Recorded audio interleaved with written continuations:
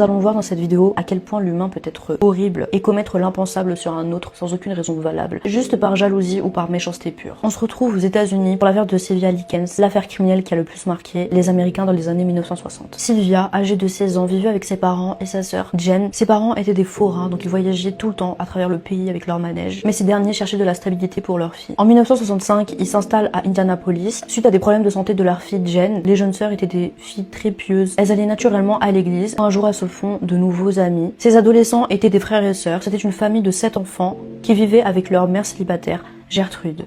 La connexion entre ces enfants et les sœurs Likens se fait d'un coup. Du coup, les parents étaient aux anges. Pourquoi pas demander à Gertrude de garder nos filles pour qu'elles aient de la stabilité, contre de l'argent bien évidemment. La première semaine, la cohabitation se passe extrêmement bien. Sauf que très vite, tout dégénère. Puis à la fin de la première semaine de cohabitation, Gertrude pète un câble sur les deux jeunes filles. Je vous rappelle que Sylvia avait 16 ans et Jenny avait 15 ans. Elle n'avait pas reçu le chèque des parents. Du coup, elle se met à insulter les deux adolescentes de tous les noms, vraiment. En plus, tout ça pour rien parce que dès le lendemain, elle le reçoit. Donc déjà, vous imaginez l'ambiance bizarre dans la maison parce que les filles, elles sont choquées en fait. Elles sont extrêmement jeunes et elles viennent de se faire insulter des pires noms. Et là, tout s'enchaîne très vite. Gertrude ainsi que ses 7 enfants se mettent à harceler les jeunes filles, à les frapper. Jusqu'au jour où on ne sait pas pourquoi, elle se focalise sur Sylvia. La mère de famille, la sorcière, adorait vraiment, elle kiffait tabasser Sylvia pour aucune raison. Et quand elle était trop fatiguée, elle demandait à sa fille aînée Paula de la frapper à sa place. Un jour, ils partent tous pique-niquer ensemble. Et là, ce qu'ils font, c'est qu'ils préparent un hot dog dégoulinant de sauce, vraiment un truc dégueulasse quoi, écœurant. Ils obligent physiquement Sylvia à le manger vraiment et l'enfoncent dans sa bouche. La pauvre petite a tout vomi, et ils se moquent d'elle, etc.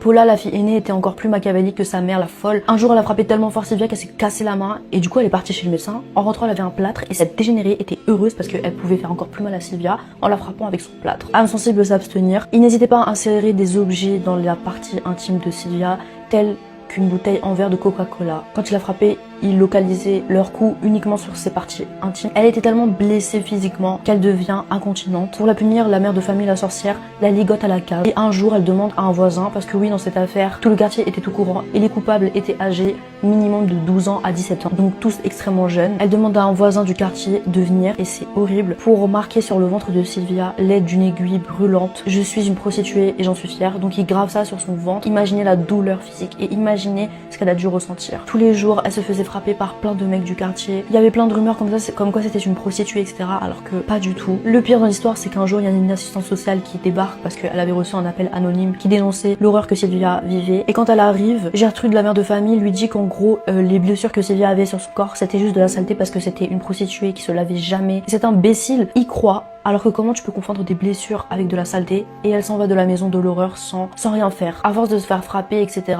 Après de multiples tentatives d'évasion, la pauvre Sylvia finit